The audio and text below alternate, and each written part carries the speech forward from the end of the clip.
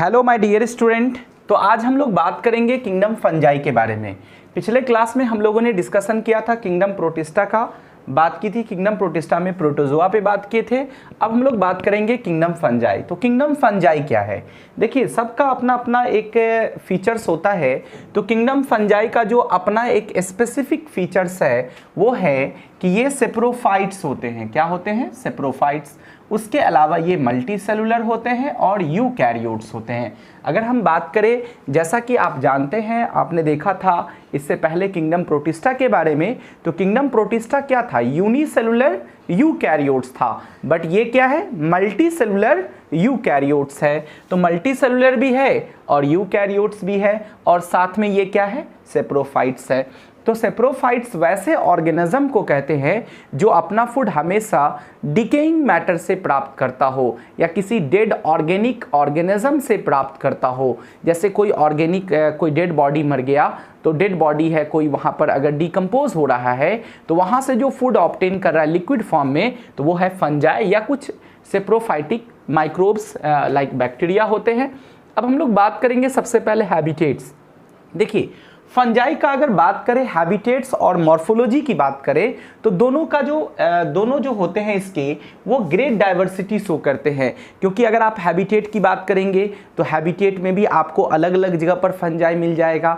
अगर आप इसके मॉर्फोलॉजी की बात करते हैं, बनावट की बात करते हैं, तो फंजाई भी अलग अलग स्ट्रक्चर्स के होते हैं। तो इसका जो हैबिटेट्स है वो ग्रेट डाइवर्सिटी शो करता है along with morphology मीन्स इसका मॉर्फोलॉजी भी अलग अलग होता है। मॉर्फोलॉजी कहता है बनावट को, कि इसका जो बाहरी रूपरेखा है वो कैसा होगा। तो सभी फंजाई के अलग अलग होते हैं। ये डाइवर्सिटी, इसका ग्रेट डाइवर्सिटी होता है हैबिटेट के मामले में। जैसे एग्जांपल के तौर पर अगर आप देखना चाहते हैं तो आपने ब्रेड को देखा होगा। ब्रेड जो हम लोग नॉर्मली खरीदते हैं, ब्रेड या घर में जो रोटी बनाते हैं उसे भी ब्रेड कहते हैं। तो जो आप ब्रेड खरीदते हो, अगर उसे आपने 2-3 दिन तक छोड़ दिया, उसका लाइफ वैसे भी 2 दिन होता है, 24 होते हैं, आवर्स होते हैं। अगर 2 दिन तक हार्डली हम खा सकते हैं, लेकिन जैसे 3-4 दिन हो जाता है, पुराना हो जाता है, तो उस ब्रेड में से एक अजीब सी स्मेल आने लगती है। और उस ब्रेड के ऊपर आप देखोगे मोल्ड्स के जैसा कुछ पदार्थ जमा हुआ है, कुछ मैटर जो है उसके लेयर पर ग्रो कर रहा है। वो मोल्ड्स जो है वो क्या है? वो कुछ और नहीं है, वो फंजाई है। अगर हम बात करें ऑरेंज पर, आपने संतरा के ऊपर देखा होगा ऑरेंज रॉड्स, मतलब एक पीले रंग का धब्बा जैसा आपको दिखा होगा, वो क्या है? वो भी क्या है? एक फंजाई है। तो फंजाई देख रहे हैं आप कहाँ कहाँ मिल रहा है? ब्रेड्स पर मिल रहा है, फंजाई ऑरेंज पर दिख रहा है। और आप देखिए, आप जो मशरूम खाते हैं, मशरूम जनरली इस तरह का मशरूम होता है। आप लोगों ने खाया भी है मशरूम। हम लोग इसे बचपन में कहते थे सांप का छत्ता, कोई इसे कुछ बोलता था। तो ये बेसिकली क्या है? इसका नाम है गोबर छत्ता। इसे हम लोग मशरूम कहते हैं और इसको हिंदी में कुकुरमुत्ता भी कहते हैं। तो ये जो मशरूम है, इसमें सबसे ज़्यादा प्रोटीन पाया जाता है। इसे लोग फूड के रूप में इस्तेमाल करते हैं, जिससे बॉडी में प्रोटीन प्रॉपर वे में मिल पाता है। तो ये प्रोटीन का एक फूड सप्लीमेंट कह सकते हो।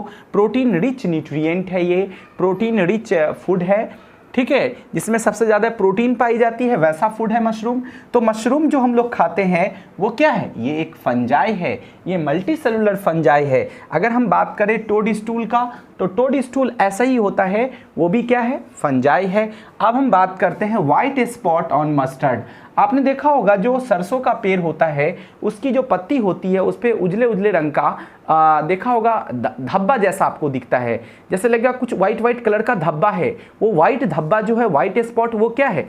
वो फंजाई है। वो फंजाई जो होते हैं वो पैरासाइटिक नेचर के होते हैं, और जो पैरासाइटिक नेचर के फंजाई होते हैं वो डिजीज कॉज करते हैं। इसका मतलब जो मस्टर्ड का जो प्लांट है, जो सरसों का पेड़ है, उसमें जो लीव्स में जो डिजीज हो रहा है वो पैरासाइटिक फंजाई के कारण हो रहा है। तो वो फंजाई, तो फंजाई कहाँ कहाँ नहीं मिल रहा है? फंजाई आपको देखा रोटी पर मिल रहा है, ब्रेड पर मिल रहा है, ऑरेंज पर मिल रहा है, मशरूम पूरा का पूरा फंजाई, टोड स्टूल पूरा का पूरा फंजाई, मस्टर्ड लीव्स पर आपको फंजाई मिल रहा है। इसके अलावा हम लोग जो ब्रेड वगैरह खाते हैं, जो ब्रेड पर आपने देखा वो खाते हैं, या जो बियर बनता है जिसे लोग अल्कोहलिक फॉर्म में इस्तेमाल करते हैं। बहुत सारे अल्कोहलिक बिवरेज आते हैं हमारे मार्केट में, बहुत सारा है अल्कोहलिक बिवरेज, जैसे आपने नाम सुना होगा, रम है, विस्की है, वोडका है, ठीक है। ये जितने भी आते हैं ये अल्कोहलिक बीवरेज है।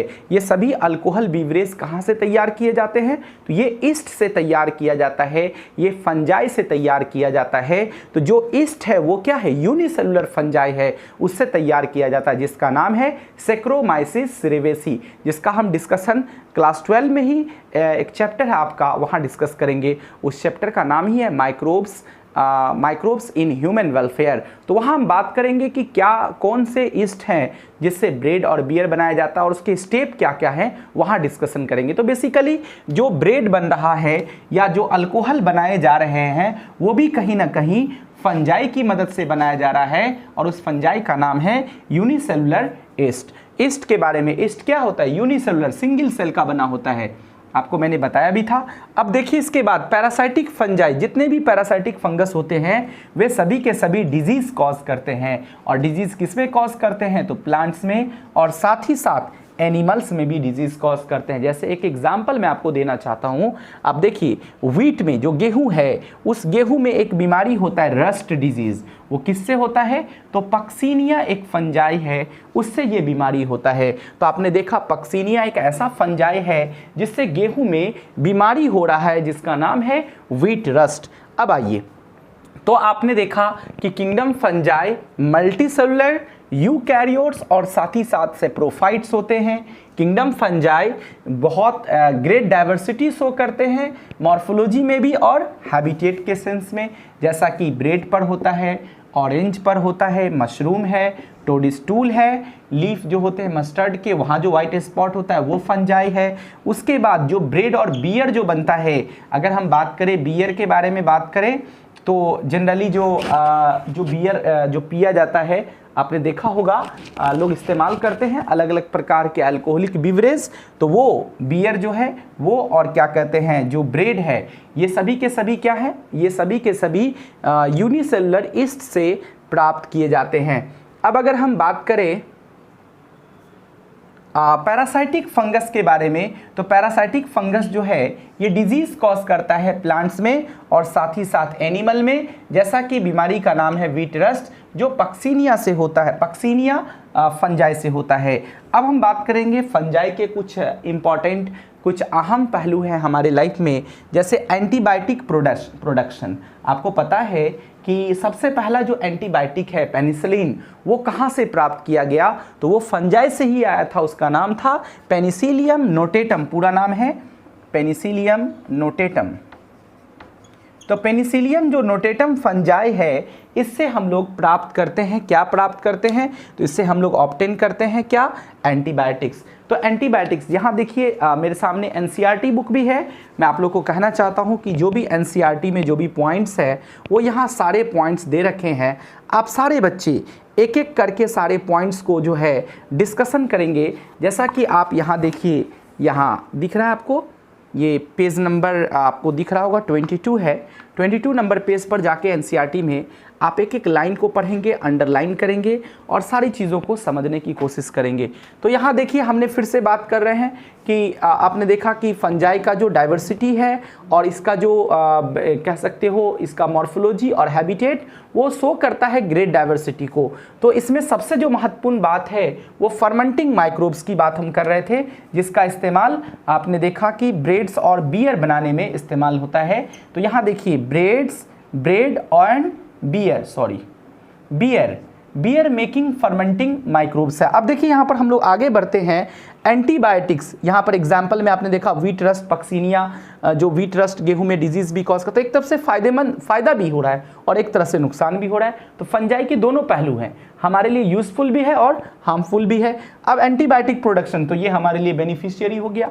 देखिए पेनिसिलियम नोटेटम क्या है? हमारे लिए बेनिफिशियरी फंजाई है जो पेनिसिलिन बना रहा है।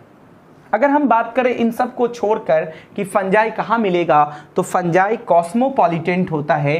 कॉस्मोपॉलिटेंट का मतलब ये हर एक जगह आपको आसानी से मिल जाएगा। जैसे आपको ये हवा में होगा, पानी में होगा, ठीक है, सॉइल मिट्टी में होगा, एंड ऑन एनिमल्स, और कुछ जानवरों के बॉडी पर होगा और प्लांट्स के बॉडी पर होगा। तो ये हर जगह आपको आसानी से मिल जाएगा। They comfortable to grow in warm. हाँ, एक इंपॉर्टेंट बात है कि ये कहाँ ग्रो करता है, इसके ग्रो करने के लिए किस तरह का कंडीशन होना चाहिए। तो कहा जाता है ये वार्म्ड और ह्यूमिड एरियाज, जैसे उमस वाला और बिल्कुल गर्म जो जगह होगा वहाँ पर ये जल्दी ग्रो करेगा, वहाँ पर इसके ग्रोथ के जो है चांसेस वो ज़्यादा होते हैं। जैसा कि आपने देखा होगा गर्मी का समय जब आता है, जब बहुत उमस वाला मौसम आता है, तो पसीना जब कपड़े में लग जाता है, उस कपड़े को हम किसी कॉर्नर वाले रूम के कॉर्नर में या कहीं गेट के पीछे डाल देते हैं, तो पता है आपको वहाँ पर फंजाई ग्रो कर जाता है उस शर्ट पर, क्योंकि वो पूरी तरह से पसीना से गर्म होता है, ह्यूमिड होता है, और वहाँ पर फंजाई को ग्रो करने के लिए अच्छा प्लेस मिल जाता है। और फिर वो शर्ट अगर आप दोबारा पहनते हैं तो फिर हमें इचिंग होने लगता है या कुछ स्किन डिजीज़ हमारे बॉडी में हो जाता है। तो कहने का मतलब ये ग्रो कहाँ करता है, इसके ग्रो करने का सबसे बेस्ट जो प्लेस है वो वार्म और ह्यूमिड एरियाज है। अब हम बात करते हैं फूड केप्ट इन रेफ्रिजरेटर। आपको पता है कि आजकल क्या हमेशा से जनरली जो लोग फूड होते हैं, जैसे कोई फ्रूट हो गया या कुछ ऐसे फूड जो ख़राब हो सकता है, स्पॉइल हो सकता है, तो लोग उसको क्या करते हैं लंबे समय के लिए रखने के लिए या कल खाने के लिए लोग उसे रेफ्रिजरेटर में रखते हैं। पता है रेफ्रिजरेटर में क्यों रखा जाता है? इसलिए रखा जाता है, आपने देखा होगा फ्रीज में रखने के बाद वो ख़राब नहीं होता। तो ख़राब नहीं होने का कारण क्या है? क्योंकि जो फंजाई है वो लोअर टेम्परेचर पर ग्रो नहीं करता है, जिसके कारण वो फूड क्या होता है पूरी की पूरी तरह वो प्रोटेक्ट रहता है। वो तो यहाँ पर मैंने लिखा है या food kept in refrigerator due to prevent food going to bad by fungal infection. Okay, अब हम बात करते हैं, ये तो फंजाई के नेचर पे हो गई बात, जो फंजाई का हैबिटेट क्या है। फंजाई के मॉर्फोलॉजी पर अब बात करेंगे। फंजाई के अब हम बात करेंगे उसके बॉडी स्ट्रक्चर्स पर बात करेंगे कि फंजाई का बॉडी स्ट्रक्चर्स कैसा होता है। आइए हम दिखाते हैं आपको। देखिए यहाँ पर फंजाई का जो बॉडी स्ट्रक्चर्स है वो अगर बात करें तो सभी फंजाई मल्टी सेलुलर होते हैं एक्सेप्ट ईस्ट। यानी अगर हम ईस्ट की बात करते हैं तो ईस्ट को छोड़कर सभी की सभी फंजाई क्या होते हैं? मल्टी सेलुलर होते हैं। आप बच्चे, आप इसको लिखने के लिए वीडियो को पॉज करके तब आप इसे लिखा कीजिए। आप इसका स्क्रीनशॉट नहीं ले सकते हैं यहाँ से, आप वीडियो को पॉज करके जो है आप इसे लिख सकते हैं। आइए देखते हैं। तो हम देखना चाहेंगे किस तरह से मल्टी सेलुलर और कैसे ईस्ट जो है वो यूनिसेलुलर है। आइए देखते हैं।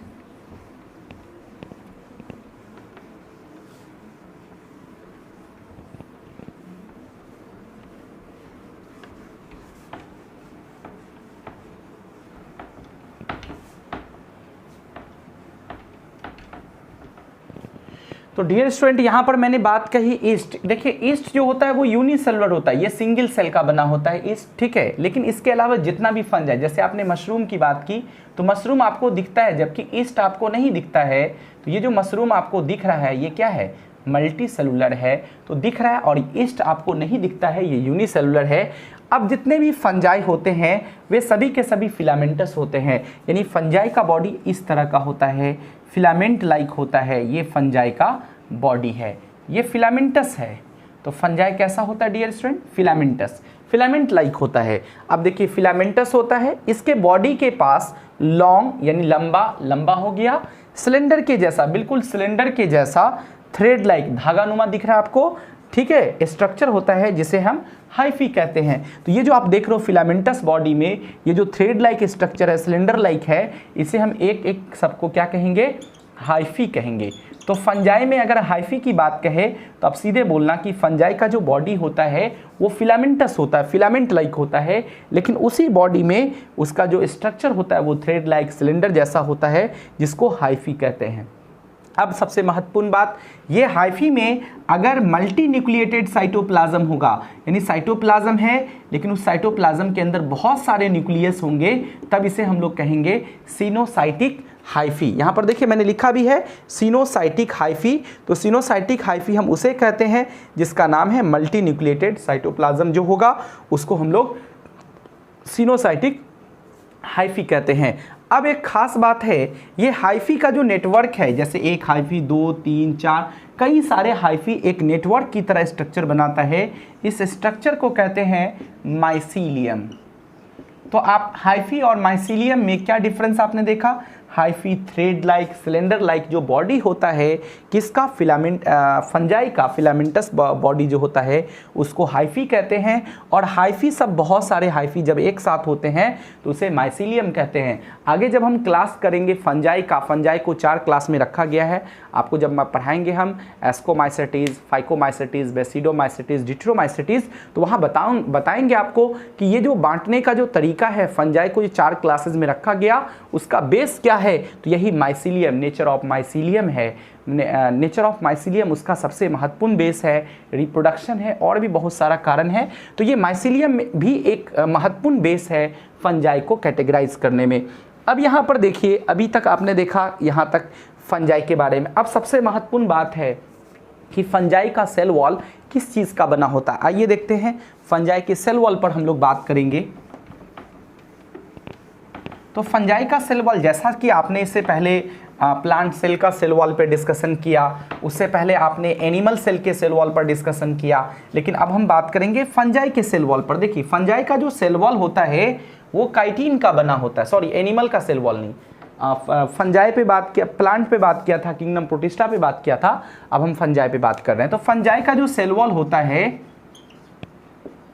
वो किस चीज़ का बना होता है? काइटिन का। काइटिन का, बहुत बच्चे इसे चीटीन पढ़ते हैं, चीटीन नहीं पढ़ना है, काइटिन पढ़ना है। तो काइटिन का इसका सेल वॉल बना होता है, ठीक है। काइटिन एक polysaccharides, chitin plus polysaccharides, polysaccharides भी होते हैं इसमें, पॉलीसेक्राइड्स जो कि एक कॉम्प्लेक्स कार्बोहाइड्रेट है ये, ठीक है। तो इसका ये बना होता है फंजाई का सेल वॉल। अब फंजाई के एसोसिएशन की बात करेंगे कि फंजाई किस किस फॉर्म में एसोसिएट रह सकता है। तो फंजाई देखिए 2 फॉर्म में एसोसिएट होता है अदर ऑर्गेनिज्म के साथ। इसके एसोसिएशन को देखेंगे, एसोसिएशन दैट इज रिलेशनशिप, हम इसके रिलेशनशिप को देखेंगे।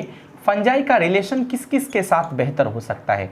तो फंजाई का जो रिलेशनशिप है वो सबसे पहले अगर बात करें तो फंजाई अगर किसी रूट के साथ, वो भी रूट कैसा, root of higher plant, higher plant के जो रूट होते हैं, हायर प्लांट्स जो सेक्सुअल रिप्रोड्यूसिंग प्लांट्स होते हैं, जो फ्लावरिंग प्लांट्स होते हैं, उसके जो रूट्स होते हैं उसके साथ फंजाई का रिलेशन होता है। तो ऐसे को बोलते हैं क्या हम लोग? Mycorrhiza, mycorrhiza. इस रिलेशन का नाम है डियर स्टूडेंट माइकोराइजा। पूछा जाएगा कि माइकोराइजा क्या है, तो आप बोलोगे कि हायर प्लांट्स के रूट और फंजाई के रिलेशन को माइकोराइजा कहते हैं। यहाँ पर क्या क्यों रिलेशन बनाया इन्होंने, क्यों मेंटेन किया रिलेशन? तो यहाँ पर देखिए फंजाई जो है वो इसे क्या देता है, डिकम्पोज करके सॉइल को, या जो रॉक होते हैं उसको डिकम्पोज करता है, और डिकम्पोज करने के बाद इसे मिनरल्स प्रोवाइड करता है, और बदले में ये इसे क्या देता है, तो फूड देता है, ये इसे मिनरल्स देता है। फंजाई क्या दिया मिनरल्स प्लांट्स को, और इसके बदले इसे क्या मिल गया, फूड। तो ये जो रिलेशन है ये एक तरह का सिम्बायोसिस रिलेशन है। इस रिलेशन में दोनों का दोनों ऑर्गेनिज्म म्यूचुअली बेनिफिटेड होते हैं, यानी दोनों का दोनों बराबर के लाभदायक, दोनों लाभकारी होते हैं। अब हम बात करें इसके बाद एक और रिलेशन है, दूसरा रिलेशन। तो इस रिलेशन का नाम क्या पड़ा, माइकोराइजा। दूसरा रिलेशन है क्या वो देखिए। अब फंजाई का रिलेशन किसके साथ हो रहा है, एल्गी के साथ। एल्गी आपने शैवाल के बारे में पढ़ाएंगे आगे किंगडम प्लांटी में कि एल्गी क्या है। एल्गी के साथ रिलेशन कौन कर रहा है, फंजाई। तो ऐसे कंडीशन में इस रिलेशन को बोलते हैं लाइकेंस। तो ये लाइकेंस है। देखिए लाइकेंस में क्या होता है, इसमें भी बड़ा बेनिफिट है इस रिलेशन के अंदर। जैसा कि मैं बताता हूँ, आप लोग चापाकल पर जाते हैं तो चापाकल पर जो काई होता है, कदई, जिस पे हम लोग स्लिप कर जाते हैं, वो क्या है, वो लाइकेंस है। रॉक वगैरह जैसे आप जाओगे किसी भी ठंडे क्षेत्रों में, जैसे आप दार्जिलिंग जाते हो, गैंगटॉक जाते हो, या आप शिमला जाते हो, तो वहाँ देखोगे जो पहाड़ होते हैं उस पहाड़ पर हरे हरे रंग का काई जमा होता है, ठीक है। तो वो क्या है, एल्गी है। लेकिन किसी चट्टान पर वहाँ पे कुछ फंजाई भी होते हैं जहाँ पे नमी होता है, जब आप पैर रखोगे तो स्लिप कर सकते हो। तो वो क्या है, एल्गी और फंजाई के रिलेशन है, जिसको हम लोग लाइकेंस कहते हैं। अब ये रिलेशन क्यों बना, इसमें क्या फ़ायदा है दोनों को, देखिए। फंजाई जो है, एल्गी जो है, ये फोटोसिंथेटिक होता है, जबकि ये नॉन फोटोसिंथेटिक है। ये फूड खुद से सिंथेसाइज नहीं कर सकता है because they have no chlorophyll, but इसके पास क्लोरोफिल है। तो एल्गी को फोटोसिंथेसिस करने के लिए वाटर चाहिए, तो वाटर कौन प्रोवाइड करेगा? फंजाई। फंजाई से एसोसिएट होकर के पानी देगा और बदले में एल्गी जब फूड बनाएगा तो इससे इसको क्या मिल जाएगा? फूड मिल जाएगा। तो आपने देखा ऐसे रिलेशन को क्या बोलते हैं? लाइकेंस। अब दोनों रिलेशन में आपने क्या देखा? मैं यहां पर लिखता हूं, बोथ एबव रिलेशन